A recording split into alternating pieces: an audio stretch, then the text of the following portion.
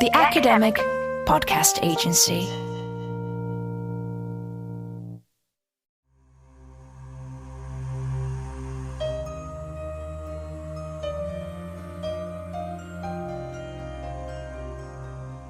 Hello and welcome to the Buddha Pill podcast. My name is Miguel Farias. I am an experimental psychologist and writer, and in this series of 4 episodes, I intend to introduce to you what I'm calling a multidimensional science of meditation. And what do I mean by this? Well, what I'm proposing is that we need to start thinking about meditation in a different way.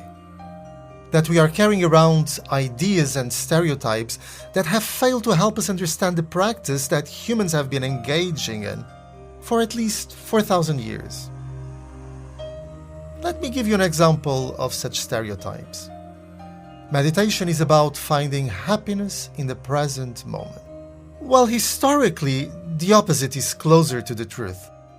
Meditation was developed by individuals that were very little interested in the present moment. What traditional meditators aimed for was a deep transformation of oneself. This transformation generally meant being less interested in everyday needs and personal desires, including the desire for personal happiness. Now, this probably sounds strange if we have only heard about meditation as a way of reducing stress. Meditation can help with stress, but it's something like a side effect, and certainly isn't the whole story.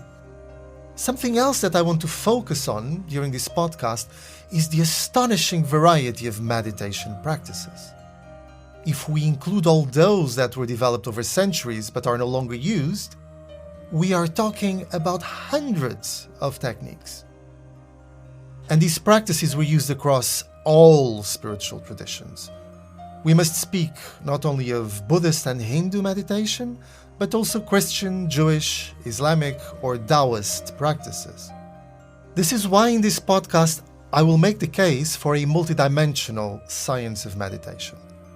One that includes the varieties of practice, of its aims, but also of the many places of exploration they can take us into. The various states of consciousness, one might say. And if you're asking yourself, why should I care about meditation? Just think about how a greater understanding of diverse states of consciousness would potentially help us to better understand each other's lived experiences. The task ahead is ambitious, but I am doing this in very good company. Over the next 4 episodes, we are going to meet and talk with diverse experts on meditation. Psychologists, philosophers, historians, neuroscientists, as well as expert meditators from various traditions. I want to try and understand what meditation is and what it isn't, the role that science and religion play in its practice. And above all, I want to make a case for why we should want to understand it better, and that much of the current misunderstanding about meditation is undesirable and in some cases even dangerous.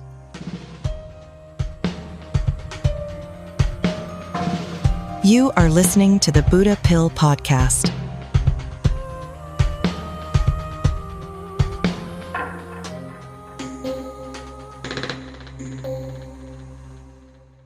When you hear the word meditation, what pops immediately into your minds?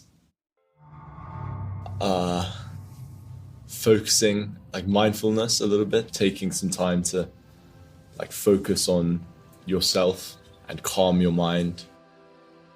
Meditation helps to release pressure, and that's something people use.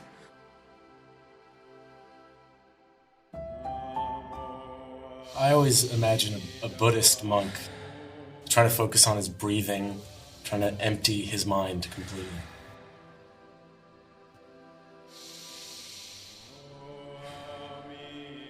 Focusing on one thing or focusing on our surrounding. It helps to connect to higher energy. Maybe just to develop better your inner thoughts. Maybe to reach enlightenment. Many people today believe they have a rough understanding of what meditation is.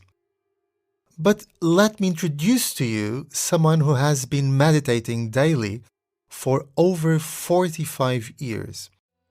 Her name is Swami Ambikananda. She is a priest in the Hindu tradition and has translated the earliest Indian scripture about yoga into English, the Katha Upanishad. She wakes up every day at 4 in the morning to meditate for at least 2 hours. Miguel! Oh, darling! How fabulous to see you. Good to see you. God, it's been ages. It is! So we're going to talk about meditation. Well, we are going to talk about meditation, but I'd like to start in the beginning. I'd like to start with you. Who are you? That's an extraordinary question. It's one I have been contemplating for, 50 years now. But I'm assuming you just want to know what's my name in this world. Swami Ambikananda. Now. What time do you wake up? 4:30ish, round about there. You know, I'd much rather sleep till 10, but that's the time my body wakes up.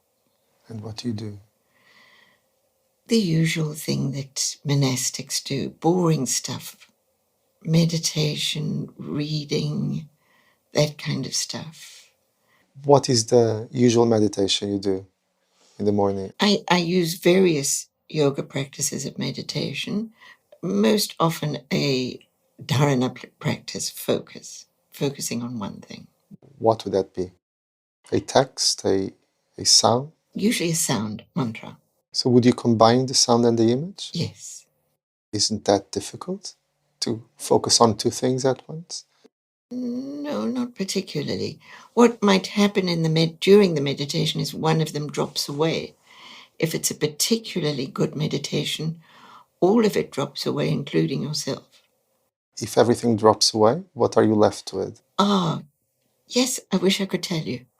We can't reduce it. This is our problem, is we want to reduce everything to a description. And we can't. The mystery can't be described or portrayed. So after having been doing this practice for a long time, you would say that you still cannot describe the outcome, what it is that is coming out of it. No, you cannot. Because in order to describe it, you have to observe it. We will revisit Swami Ambikananda again later in this series. But as we just heard from her, meditation is not something that comes easily. As Swami Ambikananda tells us, this is probably the reason why it has been practiced over centuries by very few people.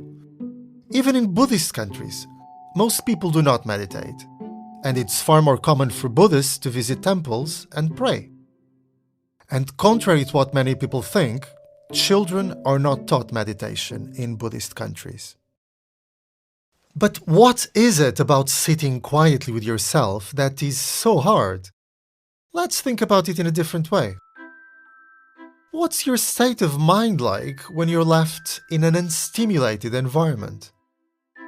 The chances are you might be struggling to imagine this, particularly today in a world of smartphones and media devices. There is a sense that most of us have minds that are in need of some kind of distraction, and that we will settle for just about anything, as long as there's something to occupy our minds. And so it would appear that a non-distracted mind is not actually something that we're that accustomed to or indeed comfortable with. One study designed to examine how people typically interact with their own thoughts was carried out by Timothy Wilson at the University of Virginia in 2014.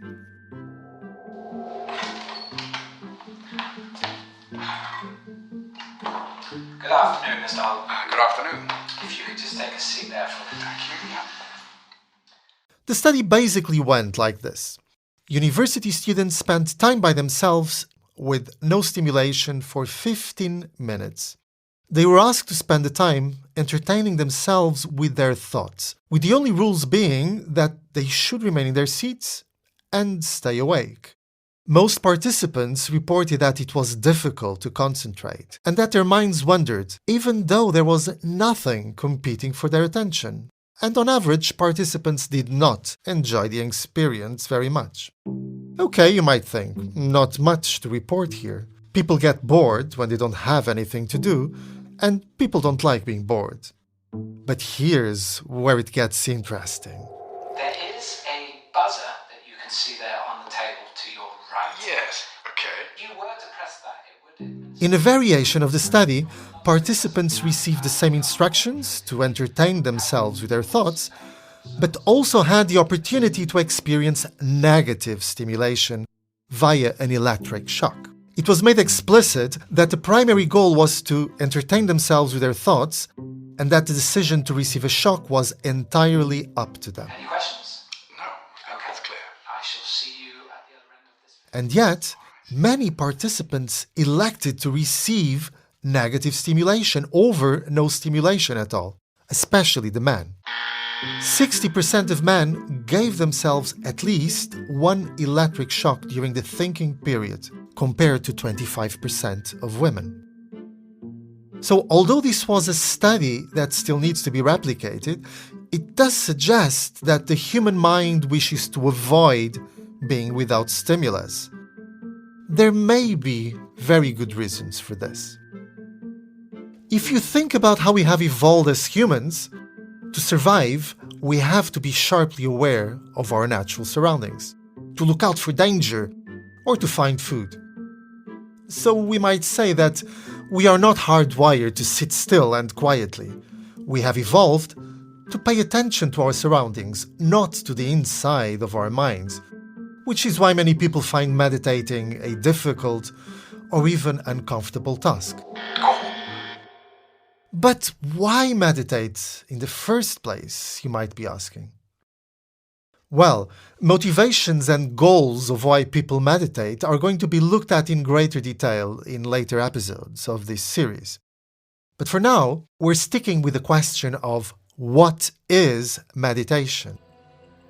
So what do we know? Well, we know that a meditator is someone willfully sustaining a state in which external stimulation is greatly reduced. And we also know that this can be difficult for us to do. We are aware that this practice has existed for centuries, and depending on the cultural context of time and place, meditation has meant different things to different people. One way to organize this vast variety of meanings and experience is to recognize that there is a difference between those that believe they are engaged in a religious or spiritual activity and those that believe what they are doing has nothing to do with religion whatsoever. My name is Ivana. I currently work as a postdoctoral research fellow at the University of Amsterdam in the Department of Psychology. This is Dr. Ivana Buric, a researcher with a background in psychology, cognitive neuroscience, and molecular biology. I specialize in mindfulness research, trying to understand how it works, why it works, and for whom does it work best. Ivana believes that important advances in science and society can be made through collaborations amongst researchers that don't normally work together. She is also a mindfulness instructor. I started having my personal meditation practice still while I was a master's student. And it was at a time while I was recovering from a car accident that I was in. And at the time, I was having a lot of pain and anxiety during my recovery, which was making it difficult for me to study. So I also had attention problems, and I heard that meditation could help with that. The chances are that you've heard of mindfulness meditation, which typically involves focusing on your breath, being in the present moment, and observing your thoughts non-judgmentally. Mindfulness is a meditation practice that was originally Buddhist, but has been adapted into a secular context with the aim of reducing stress. What I noticed first was changes in my attention, because that was the main thing that brought me to meditation. And I remember that after a few months of practice, I was starting to get back to the attention levels that I had before. And that was very encouraging because when I started, it was very difficult to even read one page of text. And my mind would be wandering all over. And with time and with practice, I could get that attention back. But what I also noticed, I could manage anxiety better. I felt I could understand myself better. I could feel this increased awareness, and I could enjoy the little things in my day in different ways. So that really sparked more interest. A reduction in levels of stress and anxiety, coupled with a greater ability to concentrate, sounds like a wonderful thing. And indeed, many people have reported a very positive response to engaging with mindfulness meditation. But would it be an effective discipline for everyone? And how can we meaningfully measure the experiences of those involved? A fascinating aspect of Ivana's research is that she is interested in measuring not just individuals' subjective experience, but also their biological responses. The title of one of your projects is Psychoneuroimmunology of Meditation. What works, how does it work, and for whom does it work best? Can you tell us something about this? Well, the whole point of this approach, this interdisciplinary approach, is to treat a person as a whole. So we shouldn't only focus on measuring psychological aspects of the person, like personality traits or mental health. We should also see how other parts of the person, like the social context they come in, or their biological variables. We should also focus how all these variables together interact and they form the response to meditation. Can you give us some example of what are some of these biological indicators? So there are different things we can measure. So we can put people through a brain scan, do neuroimaging with fMRI, and we can look at how different neural networks that are activated during rest might be predictive of the response to meditation intervention in future.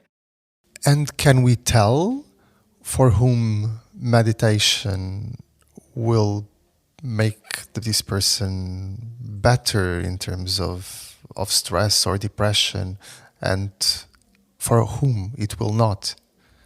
Do we know that?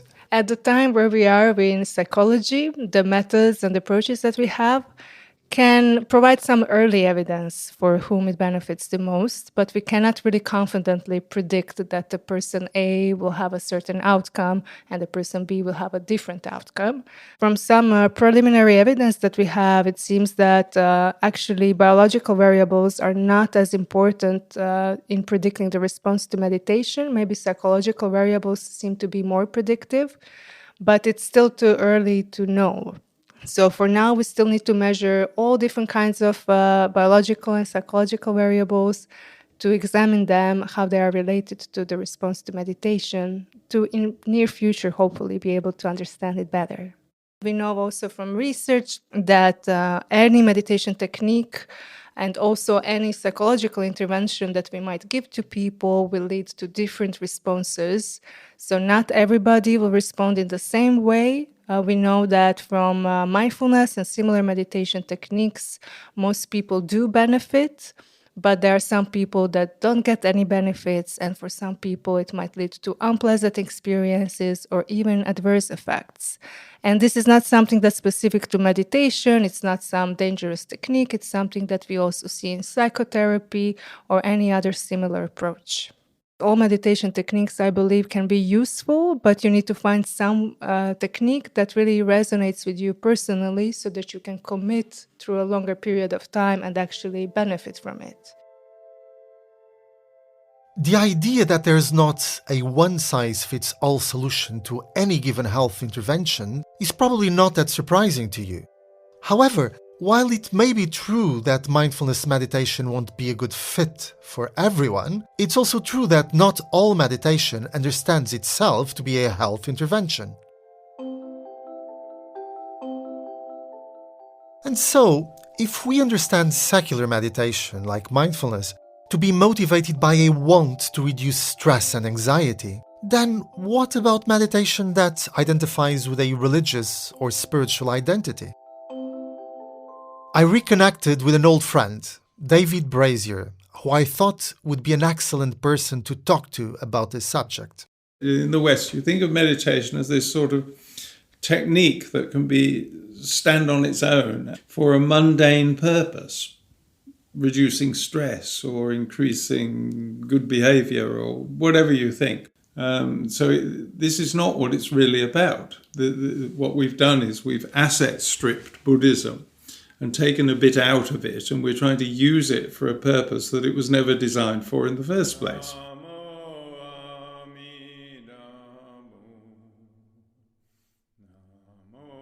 David Brazier is a highly respected Zen Buddhist teacher as well as a practicing psychotherapist. He is the president of the International Zen Therapy Institute and lectures internationally. Can you tell us how is this Zen Buddhism different from mindfulness? The mindfulness that people know about in the West, what I'll call utilitarian mindfulness, is, in my opinion, rather different from the mindfulness that it derives from, ultimately, that you find in Buddhism. Mindfulness in Buddhism is about what you keep in mind. So it's not about sharp awareness of the present moment to the exclusion of all else. It's about having something in mind that'll protect you against what might happen in the present moment. So there has been almost a reversal, really, in the meaning. The term mindfulness was chosen as the translation of these Sanskrit and Pali terms by a translator called Rhys Davids. And where Rhys Davids first uses this translation, there's a footnote, and the footnote says, "This is the Buddhist equivalent of the Christian, whatsoever ye do, do it in my name, or do it in the name of the Lord." So mindfulness in its original Buddhist context was whatever you do, do it with mindfulness of the Buddha. So that there's a strong, intrinsic, you might say, ethical component in the original Buddhist mindfulness, because if you do everything with the Buddha in mind, you're going to do it carefully, compassionately, wisely, and so on. And you're not going to be swept away by whatever impulse may arise in the present moment. Whereas mindfulness in its utilitarian modern form is a sharpness of attention, which has its values, but it's ethically neutral. It's very useful to a burglar. It's very useful to a sniper to have sharp attention in the present moment. That's what they need. So it's not quite the same thing. Quite a lot of meditation practices, the aim has been stress reduction. These techniques are helping us to deal with modern post-industrial stress. But is it a necessary requirement that you first de-stress, that your first self-compassion towards yourself before you can move towards developing compassion for others? Yes, meditation will result in less stress, but that's not a good reason for doing it. A lot of this is like buying more and more Band-Aids while compulsively still cutting yourself. You know, Buddhism is concerned with solving the original problem, not patching it up.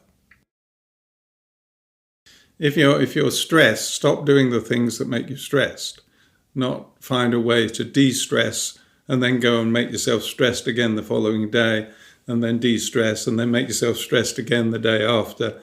You just make yourself ill. It's not going to work, even though the technique might work briefly.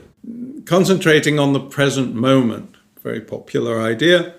For sure, it'll distract you from your worries. If you don't worry about tomorrow and you don't worry about the past, while you're doing that exercise, you're distracted from those things and you'll feel better. But as soon as you stop doing the exercise, the things are still in your in tray. You've still got to pay the gas bill tomorrow. You've still got to go and deal with whatever it is, difficult relationship or lack of money or whatever. You know, the things that are stressing you, you're dealing with. And while you're doing your here and now exercise, you're not dealing with them. You're just distracting yourself from them. I know self-compassion is very popular these days, but this is not really what it's about. You need to get self out the way. It's not it's not the real message. Compassion, yes, compassion's good, but compassion isn't. You don't have to love yourself before you can love somebody else. If you do good things for other people, you may feel more at ease. You may feel more confident. You may feel more assured. You may have a better life. If you're empathic to the other members of your family, they'll treat you better and you'll have a better life. You don't have to start off with yourself. Talking to David, it's clear that many terms relating to what meditation is, such as mindfulness, self-compassion, have quite literally been lost in translation between the East and Western practitioners. And with this cultural adoption process comes much confusion about the assumed purpose and even presence of meditation as a practice by those with the Buddhist faith. If it's in context, if you're born into a Buddhist family in the East, you will pick up something about the meditative state of mind. You might never sit on a cushion. Your parents might not very often sit on a cushion, but you will absorb the worldview, the centrality of equanimity, and the sense of a reality beyond the ordinary. You won't be taught to do meditation because it's good for you. The practice is much more the life of the community and the ritual of the community, which is the context within which meditation makes sense. The context is more important than the technique. Another concept which carries a lot of weight in Western popular imagination is that of enlightenment. And again, David believes that we have fundamentally misunderstood this term, as it was originally intended by Buddhists. When you look at the Buddhist texts, people are getting enlightened on every other page.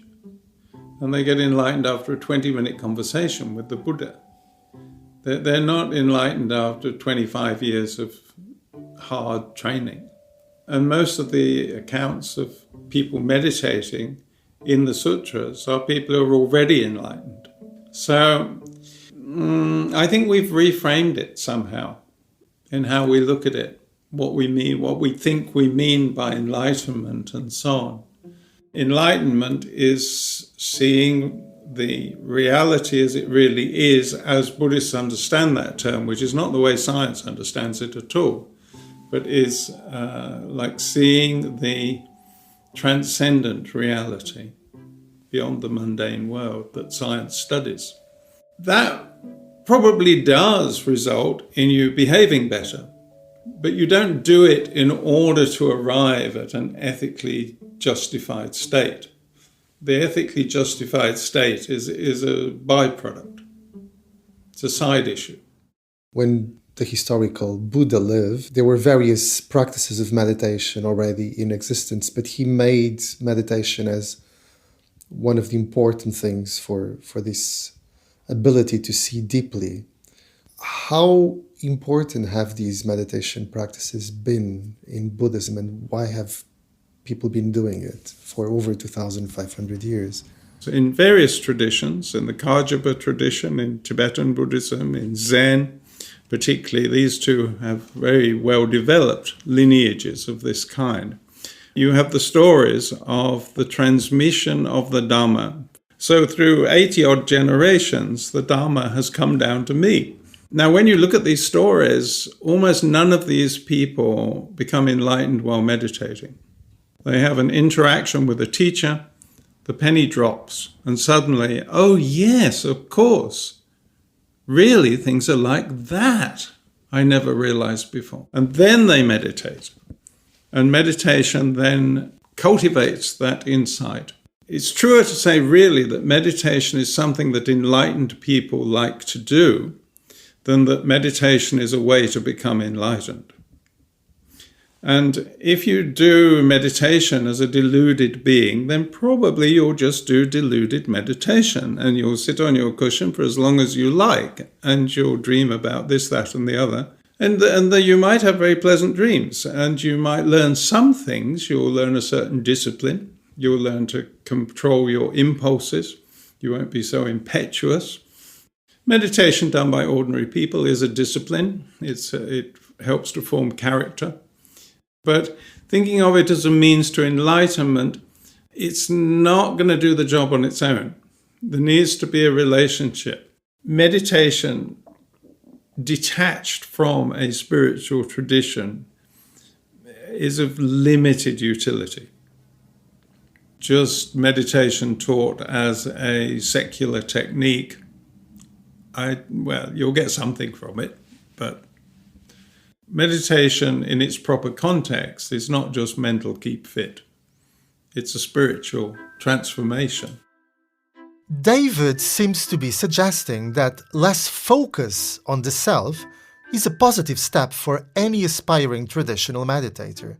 But this does leave me wondering about the differences between a meditation practice concerned with self-transcendence and one concerned with self-improvement. I put these thoughts to Ivana Buric to see what she made of it. So traditionally, these techniques were developed to promote transformations of the self in the sense of making people less interested in themselves and more interested in others. So, we can call them, broadly self-transcendent motives, right? And the way mindfulness is being used today is mostly for not for self-transcendent, but for self-development purposes.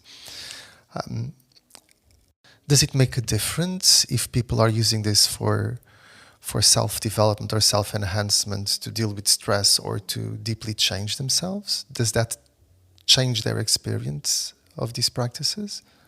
Yeah, I think that this difference that you described from the original focus of self-transcendence and now more to self-development is largely also evidence-based. Like, it's informed by research because we actually do see bigger effect sizes on variables such as mental health, reducing stress, improving emotion regulation. And we don't really see such big effects on pro-social behavior or empathy and so on. So in that sense, it is perhaps just because it's been more informed by the science that we have been doing in the past decades. But couldn't those results be driven by the fact that these people are practicing these things looking at stress reduction or depression reduction and not at a deep transformation of themselves?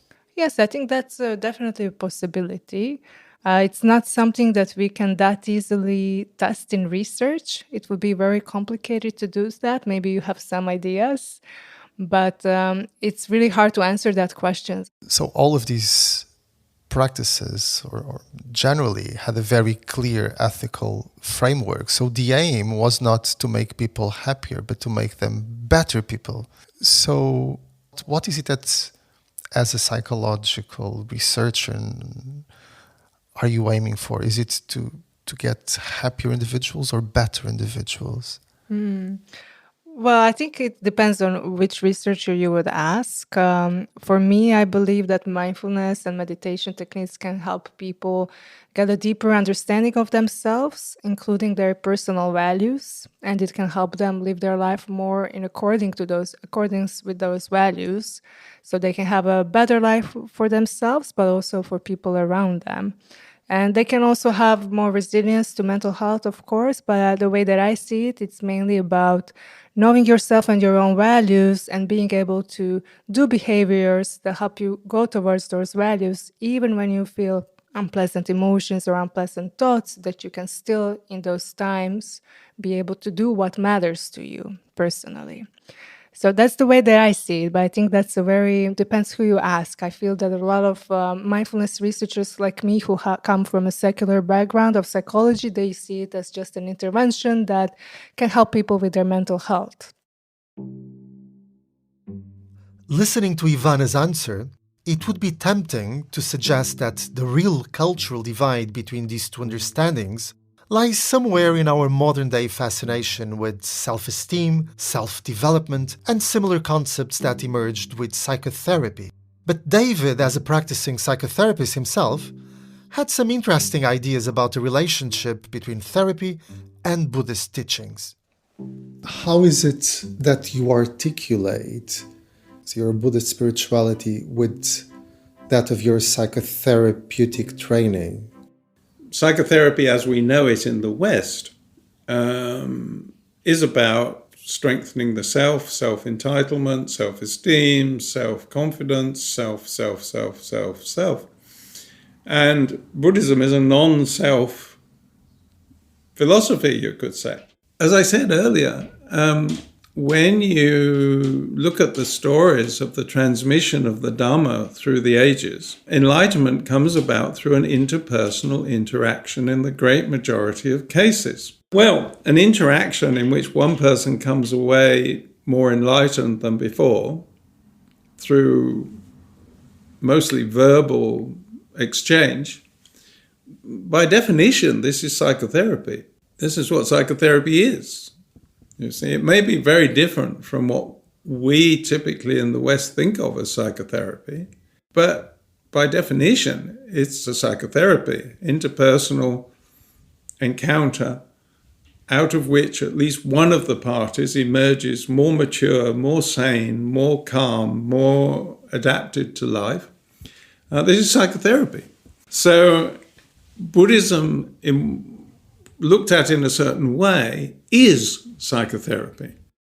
So my conceptualization of it would be that everybody, consciously or unconsciously, and in a great majority of cases unconsciously, is on a spiritual journey. Whether they know it or not, think it or not, believe it or not, they are.